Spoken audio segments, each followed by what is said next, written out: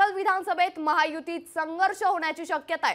भाजपच्या समर्जित घाटगेंचा कागल विधानसभेवर दावा करण्यात आलाय, तर समर्जित घाटगेंचा थेट हसन मुश्रीफांना थेट आव्हान असल्याचं पाहायला मिळतंय। राजर्षी शाहू महाराज जयंती कार्यक्रमात विधानसभेची घोषणा देखील करण्यात आली आहे। समर्जित राजे इथं येताना आमदारकीचा गुलाल लावूनच आले पाहिजे असं त्यांनी भविष्यवाणी केली। मी थोडंसं तुमच्या या वाक्यात पण दुरुस्ती करतो, परवानगी असावी। 100% आपण आमदारकीचा गुलाल लावून पुढच्या वर्षी इथे येणार।